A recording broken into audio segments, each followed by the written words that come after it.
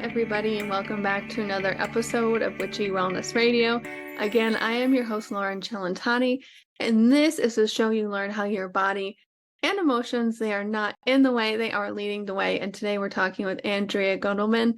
She is a writer, speaker, entrepreneur who specializes in expansive leadership, helping individuals and organizations unlock the potential through openness. Through her deep and varied background, from practicing law to tech startups, diversity initiatives to energy work, Andrea has come to embody an inspiring and unique kind of alchemy, fluidity, transitioning the worlds between business and spiritual world. Her strength derives from the intersection of these forces and allows her to bring a unique energy of mindfulness forged with a keen business acumen to her work and to those around her. So today we're going to be talking all those things, finding purpose, cultivating spirituality, and even just being real with yourself, climbing that emotional ladder as an entrepreneur, as somebody maybe just on your growth journey. How do you make that jump, or maybe not jump, from total emotional dark night of the soul to really liberating yourself, that alchemy that she mentioned in her bio? I'm so excited, Andrea, to have you on the show today. Welcome. Thank you so much. You're very welcome. Yeah, thank you so much. So exciting.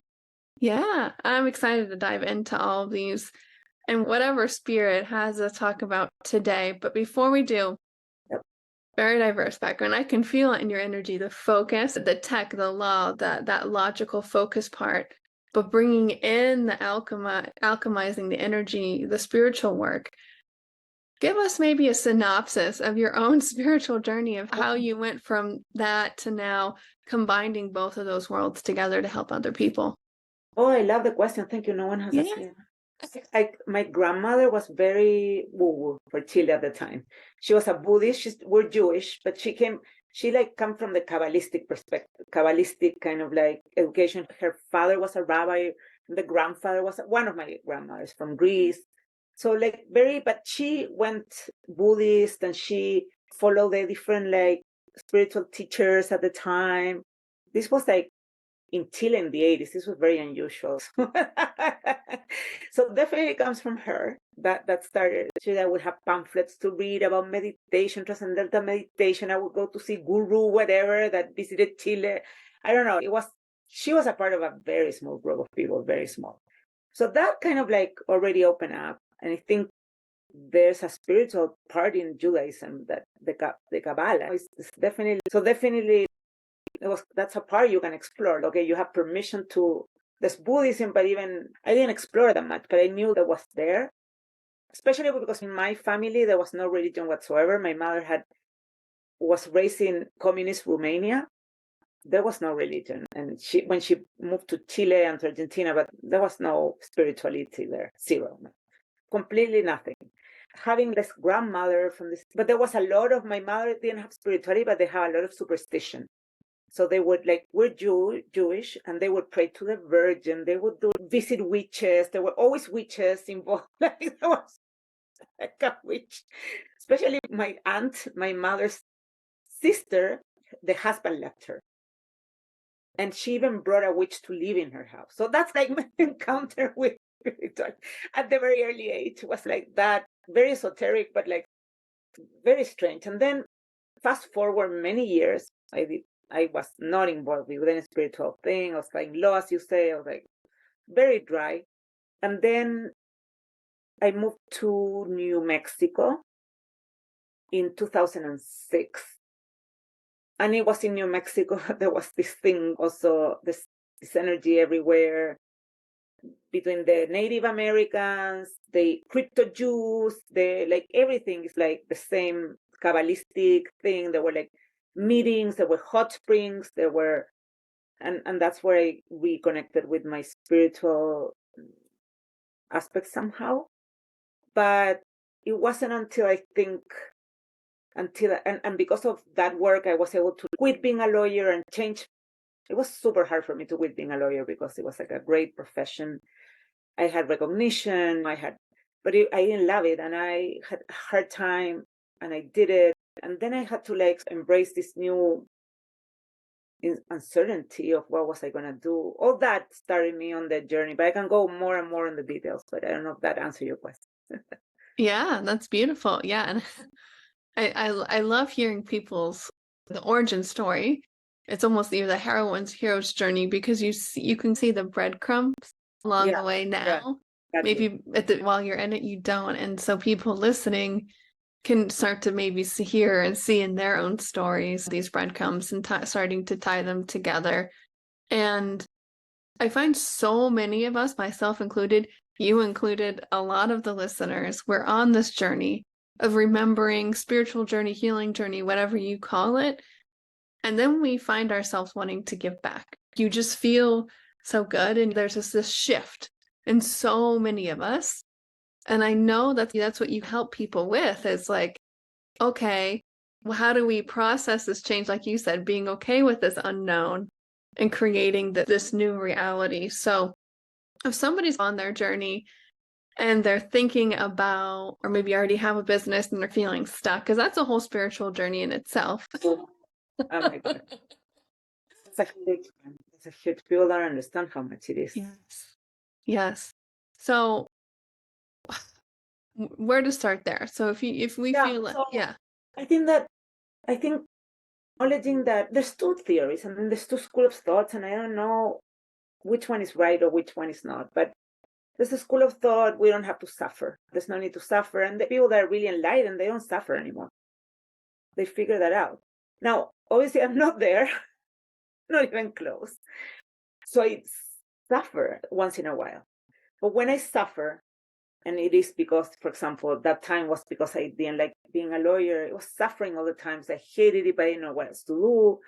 It was so hard to make a decision, agonizing on the decision, the whole thing, right? Or your business is not growing the way that you wanted, and you don't know what to do, or you lost a team member. There's like 1,000 things that go, and you're like, I'm screwed. I'm like, this is over. It's not going nowhere. Or you don't know what to move. What is your next move? What to next? You feel hopeless. That's the word, right?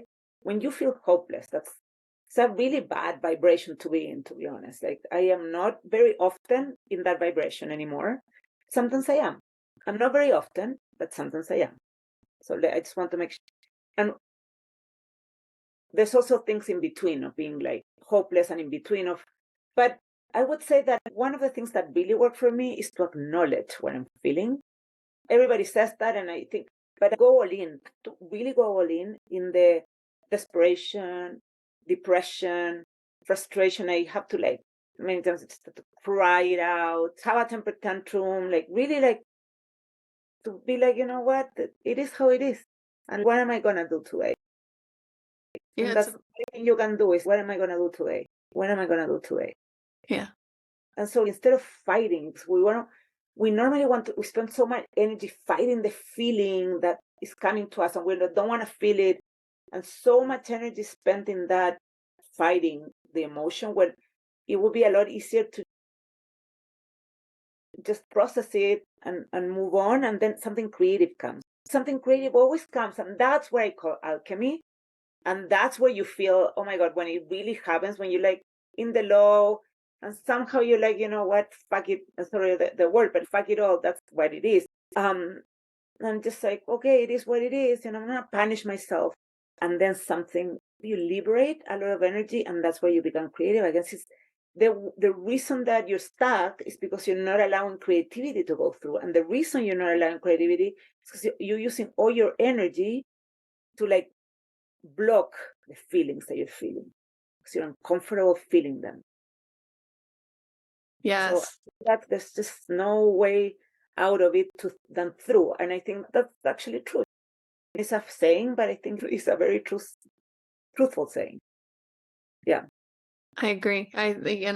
We talked off air, and this is what you were saying today was coming up for you. It's like being real with what's coming up with yourself and not denying it, not resisting it or numbing out, whatever our behaviors are, the fight or flight in us that Yeah. gets us from not actually being present. But the alchemization is just allowing and feeling it. Even for me, if I'm just, where am I feeling this in my body?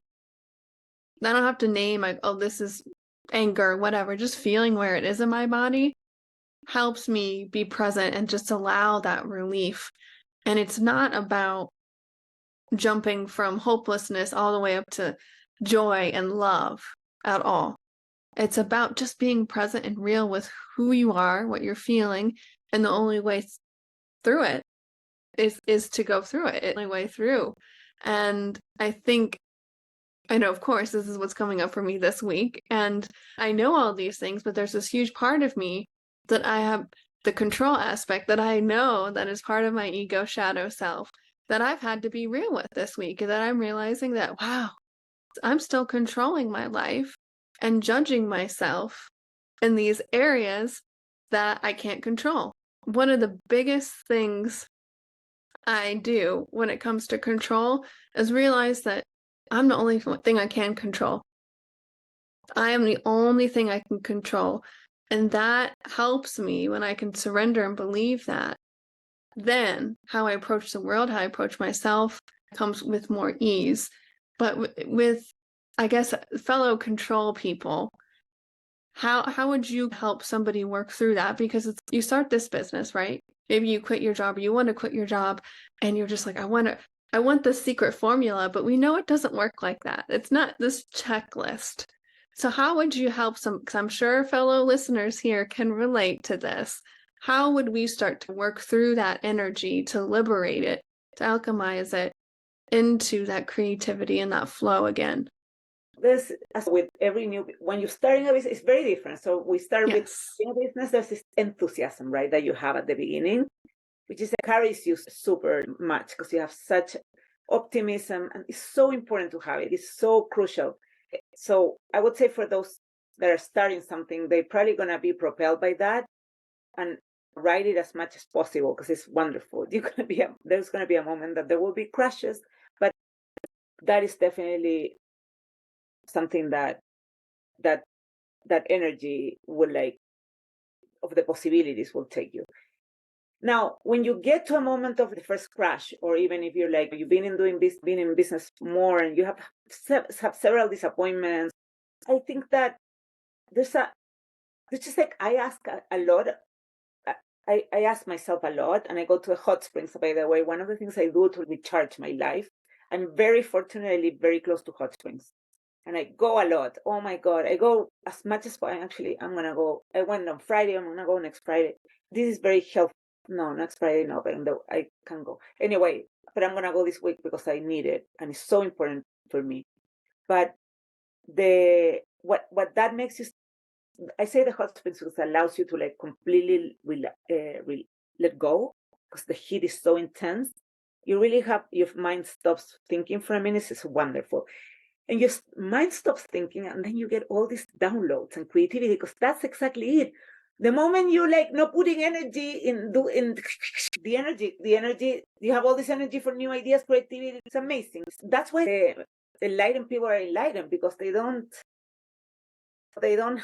waste energy in worrying, and they know how to control the mind, and they don't waste that energy anymore. So that's why they're always happy. It's very relatable.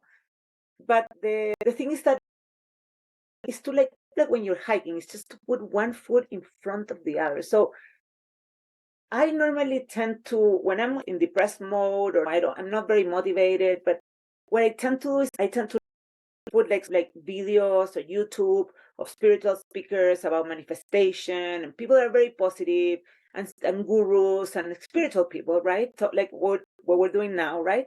I try to put that material in the background of what I'm doing, and then I start trying to take action. Take action, meaning if I'm feeling anxious about my business, take action. What can I do now? Email more customers, email more investor potentially. Like it just that do the action. And so I feel that even though I put that and motivate myself, I just do it. A lot of times for the people to respond, it takes several days, which is fine but at that point I'm just in the zone and feeling that at least what happens is if you take action, even if you're not feeling like it, but you take some action, that action will result in somebody, maybe one person responds to you. You don't know, right? And that will lead to something else and open another door. The thing that you absolutely cannot do is stop moving. Okay, if you want to stop moving for a day, 100%. We all need a day, 2 days to recharge. But you just stop moving, even if you don't feel like it. Even as an entrepreneur, if you don't feel like it, give yourself a day, give yourself 2 days, totally fine. And that's it. And then you start moving no matter what. Because even if you're not sure what you're going to be doing and you're not passionate about that line of action, that action will bring some other action that will bring some clarity, because action brings clarity, in my opinion. I do think. So how do you balance that? Because I understand that part. I'm really good at taking action. But that deeper inner work, that vibrational work underneath that, the shadow work maybe behind the anxiousness you're feeling, it could be anything like self-worth, imposter syndrome, all of these deeper things. How do you combine still taking the action and showing up and to tune in to do the healing work too? Yeah, I think everybody goes through stages, and some people will take them longer to heal some things, other people will not take them. I had to heal my father's death. It took me for years and years because I hated, I never wanted to acknowledge it. And so I finally, 20 years later, I had to go through that process, which is crazy. But so everybody has their own demons and things they have to fight. Some people don't have anything to fight, which is wonderful. Like some people really had a great, blessed life, nothing to, like really, there are all sorts of people. But I think that I don't subscribe to the idea that you have to fight your issues and heal your issues to be able to like advance in your life. I don't agree with that. I actually don't. I think that you fight or you deal with the issue that is affecting your progress today. And that's the issue that you have to deal with today. It doesn't mean you have to fix your self-esteem problems, because maybe your self-esteem problems also get fixed from the action and the results of your action. And it's a mix. Maybe you want to pardon someone and you have like grudges. That's okay. That maybe it's beneficial to just forgive people. But even if you don't forgive because you're not ready to forgive, just continue and don't think. Maybe you don't get to a level of you can forgive. You just don't. But the whole point is, I think, is to liberate energy. And that's what we're talking about. That's when we talk about like transmutation. That's what we talk about, energy management. The whole point is to liberate energy that is stuck in this kind of like thing that cannot be resolved in the past, in the future, in conflicts. All that energy is energy that if you don't spend it on those things, you normally is released, and you get incredibly creative. This is, for me, that's exactly what happens. Like the moment that I don't have those things, I get really creative. It's hard when you're, but it's hard when you're done, but it gets super, it's like an athlete. You become an athlete and you become, as an entrepreneur, that you just become better at it. You fall and you pick up yourself very fast. And the faster you can pick up, doesn't mean that you don't fall. You will fall and fall. You will get into depressive moods. You will lose hope. But hopefully these periods will last a very short time, right? Every time shorter and shorter until you get to be a light, in which I haven't achieved yet. So I'll let you know when that happens. Yeah, so what you're saying is, let me know if I got this Yeah. down. It's don't focus on the story you're telling yourself of why you're stuck in the past, It's harnessing all of your energy from the past and the future, all of those energetic ties, emotional ties, egoic ties, to bring it back to here right now. How do you feel right now? Feel what you're feeling and keep showing up in the action sense, but vibrationally as that entrepreneur, as that athlete, keep practicing that preparation work. I really think of myself as an athlete. Yeah. Like Yeah. there's no other way of thinking of myself as an entrepreneur than an athlete. And I'm like, am I being a good athlete? When I am, and I ask myself, I'm like, would an athlete, would Michael Jordan do this? No, they probably won't. You know what I mean? You know what I'm saying? What they would do, they would like just pick up themselves and they would continue practicing and continue. So when I'm there, I just continue. I try to like what.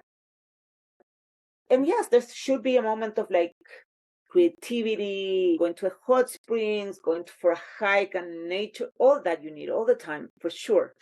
And that's what energizes. For the next day, you take action, even if you're not feeling inspired. But you'll feel more inspired if you go to nature. So definitely self-care. I do a lot of self-care. But I will not say that I have to have all my issues resolved for me to advance. I think that like when you have more issues resolved, you just have more energy. It's obvious. Yeah. For me, you saying the hot springs, we go to do cold plunges in the I do cold tub. I Yeah, do. and the way you describe the hot springs is the same way, It's different. different It's temperature, but it's a well, it's very similar in the sense that you yeah, stop thinking because it's yes, like a shock to your system. yes. The hot springs allow you to dream more. For me, the cold plunges, which I do also because I go to a river here all the time. I love the river. I've been doing the cold plunges like because I grew up in Chile with the ice waters all my life. But the cold plunges for me are like antidepressants. So it's the different effect. One, the hot springs and the hot water, and they're when I want to dream again or when I feel like, yeah. And then the cold plunges I use more as a energy, like a natural antidepressant. I would say they're the best, the most effective antidepressant in the world. I totally agree.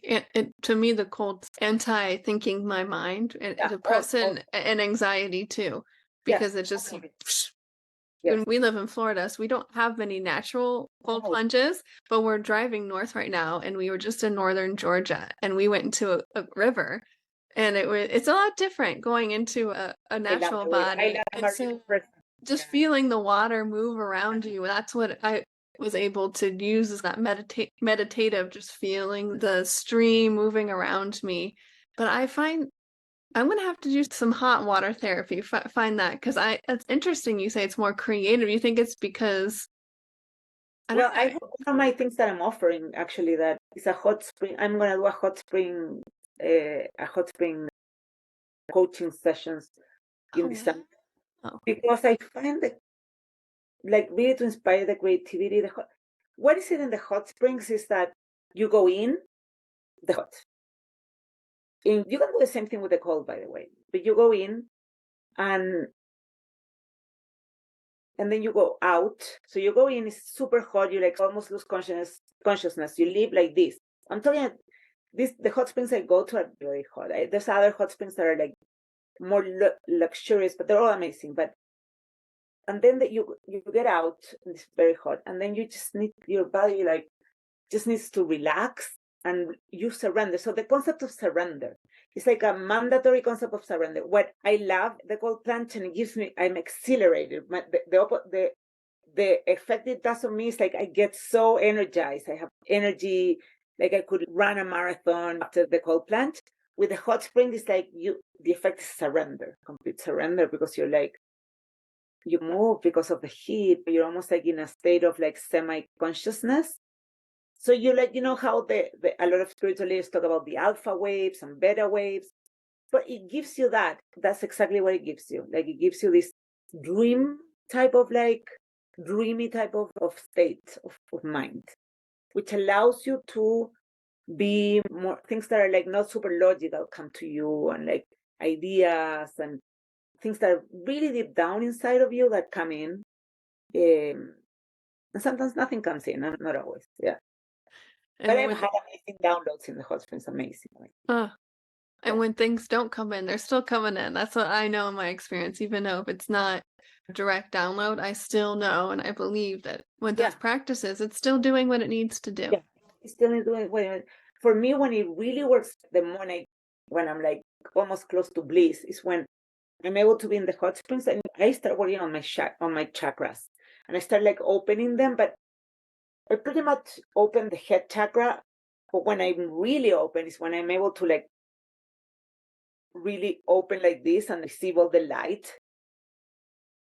from the universe on the top, but that happens very few times. Doesn't happen like always. I normally at the most I can open the third eye. I can open, but I cannot receive the light. Like all the receiving the light happens once every 4 times or every 3 times I go, not always. When that happens, is incredible. Mm. Mm. So it would obviously that's definitely a practice to help supercharge your business and your own career. Energy work is huge. We talked about taking action. What are some other practices people can use to help supercharge themselves in their businesses? I think it's really how business is energy. Business is energy, energy that you apply to either learning something you need to learn. Really, what it is so important in business is to understand what is the next step you have to take. Because you have always limited till you make it. And I have made it, but I never make it. Like I have made it, but I never make it in terms of, yes, I always get to a next step, but I never make it. Like it's not like as an entrepreneur, you make it if you sold a business or something like that, or you're like on autopilot and generate. I've been in moments of my business generating a lot of revenue, but not enough to sell it. And then there's something that happened. But the important thing is to like understand what is your next move. What is exactly your next move with the resources you have available? And so for that, being centered, being grounded, being rested is super important. But at the same time, it's normal. We get anxious and we lose and we get nervous. And then that's when we like really block things from happening. That's why in those situations, I start doing, because doing at least makes me like focus on the task and not on the anxiety. And that at least it unblocks. At least I might not be inspired. I might be boring. Like I should send emails or like reach out to people, but at least I'm not like really blocking. And in those states, when you're not centered, you're not grounded, that you are anxious. I find a lot of the time there's so much free content with and books and podcasts about what to do in your business, there's so many ways to build your business online. It can be overwhelming. Not only that, thinking about other people's opinions about you in terms of being your authentic self. So I know you help people with this. How do you cancel other people's opinions about you? How do you just be, I guess, the confident in who you really are? That's how I see it. I really think that it's about the path. So you have to like look at yourself and you say, am I in the path? For example, as an entrepreneur, I question this a lot. Would I want to work for somebody else? My answer is always no. I actually don't want to work in a company. I don't want to work for anybody. Okay, so that's okay. At least I'm in the right path of the entrepreneur. Something. Okay, check that. Do I want to give up what I'm building? Okay, 90% of the time, I would like. Sometimes I have said 10%. I have said, yeah, I would give it up. I would have considered giving it up. 90% of the time, now almost like 100% of the time, I don't want to like. Okay, so I don't want to give it up. Okay, that's interesting to know. Is it ego that I don't want to give it up, or is it like whatever? You don't want to give it up because sometimes you like to finish what you started. And what is wrong with that? What is wrong with wanting to finish what you started? Now, what you started and the way you'll finish it might be completely different. You might finish something completely different from what you started. But that doesn't mean that you're not finishing what you started, because in the journey, you have to change, you have to adapt, you have to, right? But you're still in the journey of finishing what you started. You're still in pursuit of a goal. And I'm going to tell you one thing. I might suffer a lot of times in the pursuit of this goal. I also look at myself and I'm like, oh my God, I think a lot of people envy me because I have a goal. And that goal is always there. Like I always have a goal. And it's like, it's very empowering and youthful. The day I don't have a goal, I think I should worry. I should really worry. So what is that? Dive into that more. The importance of the goal, the vision, the purpose.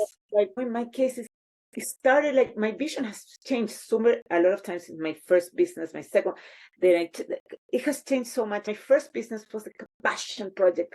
I did this community of Latinos, and it was super. I could have grown it. There was a lot of like it grew a lot. I did huge events, but I didn't have money to like. No one wanted to invest in an events business, and that's what it had become. It had a platform. Whatever. The point is that I could have grown that to a certain level, But at that point, an investor wanted to take it to another direction. And I decided I didn't want to do that.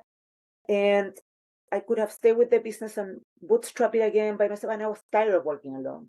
And I have found someone that wanted to help me create a technology product that wasn't the one I had created because that didn't work and companies didn't want to pay for it. So it's like, so I guess my first company I started on a quest of connecting people. Whereas like the second company, I was like, how do I keep with the mission, but then I monetize? But the thing is, I'm going to tell you something that you lose a little bit of your soul every time that you try to do what the market needs. Because you started something for love, and now you're all doing all these things because the market and what would the market want instead of what you want that was like super successful at the beginning. But it's so hard to like balance what the market wants, what you want.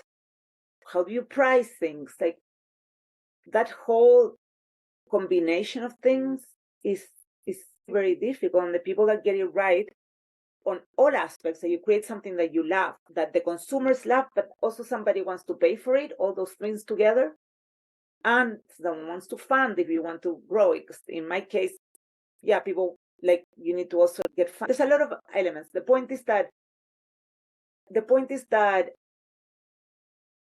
you just keep, it's an experiment after experiment. I think it is what it is that will take you to something. And so that's my purpose. And that's my purpose is that my creation reaches as many people as possible. That's my purpose.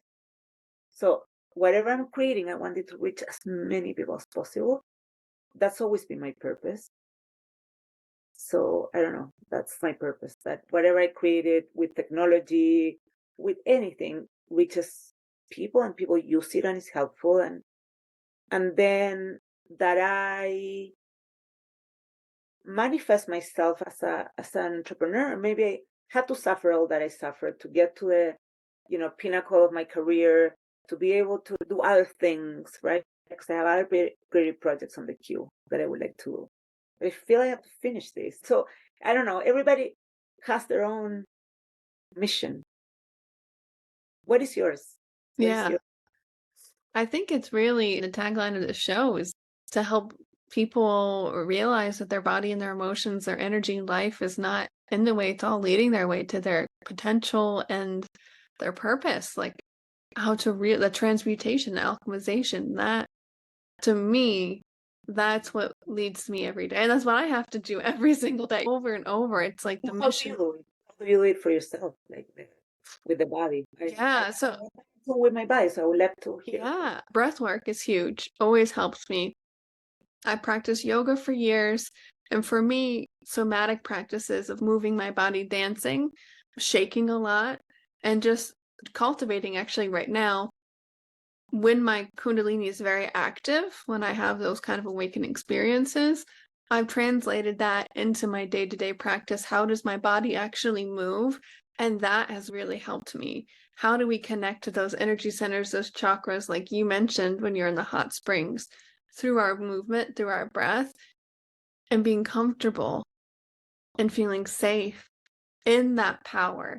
So that's really how I see my purpose, is like reconnecting to that feminine aspect of us all through our bodies, spiritually. Sometimes we just go outside of ourselves, but really this body is, my belief, the most spiritual thing about us because we can Yeah, feel. I think that maybe that brings me back to the hot springs, because one of the things Yes. about and the cold plunges, which is the same I go naked. Or I go naked to a hot springs, and I, even in the river here in Boulder, I go topless. In fact, there's a new law that it's not illegal to go for a woman, because it was like men can do it. So so now I don't even feel any guilt, because sometimes I'm like, before they were like, would they arrest me? I don't know, am I doing something illegal? But now I'm like, I know it's legal. So I'm like, but that's my body. I'm very comfortable with my body. Of course, I want to be thinner. I'm always on a diet. I never lose weight. That's a problem that I have. But even then, when I might not be as thin as I would like, and I would like to look better, whatever. I'm very comfortable with my body, and I think So that's interesting that you mentioned that. I don't know. It's a I don't different know. way of looking at it. It is because even for me, acne on my face, the judgment of coming, but really that's your body helping you move energy through your body. It can be physically, it can be digestively. And I think we just we use our bodies and emotions as an excuse to be on that story, that loop of victimhood, hopelessness, blame, whatever those vibrations we were talking about earlier of just take the action, right? Don't get stuck in the past or the future. We can do that with our body and our emotions and stuck in that loop. But Yeah. it's really the answer. It's what's calling you to do the alchemization. It's what's calling you to feel. Yes. And Yes. underneath it all is always the wisdom that I think like a pearl of wisdom or the diamond from Yes. that pressure becomes The the dive. The diamond. dive. What a great way of saying Yeah. it. Oh my God. And so when I'm going through hell, I'm waiting for the diamond because I know it's coming. I know it's coming. It's at the other side. It's just like to go through shit to see that. But it comes and it always comes. And so I know that already, that I've learned that whenever I'm going through hell, there's an upgrade happening. Yeah, and Like that's it right. will happen. Yeah. And my perception now is what it might not have to take a week or a month or whatever. What if you just were so present you didn't care about how long?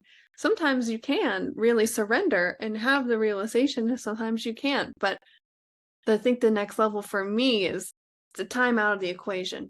Time's out Time of is the a question. equation. Yeah. Time is a constraint. Yes. But my only point is that movement is king. Movement is so important. Movement, you say your body, but I also say your business. Move your business. Move your business in any fucking direction that you want to move it, but move it because not really, because you know when you're gonna meet the next person, when you're gonna find the next opportunity. It really is about being in the right place at the right time. It's luck, but preparation and luck are together. It's luck. Everybody says it's luck for entrepreneurs, but at the same time, you put yourself in a situation of more probabilities of getting lucky. I guess that's what it is. You know? Yes. Yes. Yeah. Yeah. And it's not funny. It's so aligned. My partner and he and I were talking about preparation this week. That for me is how do you be more confident? You prepare. He was an athlete. He talks about business so much as the athlete perspective. And of course you come on here and you're like, I'm vision. That's me. That's me. I mean, And we're it's, athletes. I mean, we're yeah, athletes. we are. We're a long endurance thing. Yes. You win, you lose. Some athletes, in teams, they lose all the time. They lose, and the which athlete gets to the Olympics and which one gets. There's like very few people that like, and even then you lose. You go to Olympics and then you lose, and then you go to. So it's very similar. It's just it's a lot of rejection. It's a lot of failure. The failure rate is 90% in an entrepreneur's case. Like 90% of the things will fail and 10% will succeed. I don't know. But that's the attitude, because if you're gonna you need to pick up yourself and just ignore, and then and work on your internal motivations. And it's all about internal motivation. Yes. Yes. Thank you, Andrea, so much for coming on. I know I'm thinking it's a perfect way us to just wrap up and pretty bow on top. We close the show the same way every week. How may we, the listeners, as a huge act of gratitude, be of service for you in return today, Andrea? I actually am going to share with you a quiz that I made, and that, if that's okay, so that you can share with your listeners. And it's a quiz about basically how ready you are to manifest. I love that. We'll include that in the show notes, everybody, for you. Yeah, who doesn't love a good quiz? I love taking a good personality quiz. Yeah, thank you so much, Andrea, for coming on today. It was such a pleasure to just. The same for me was great.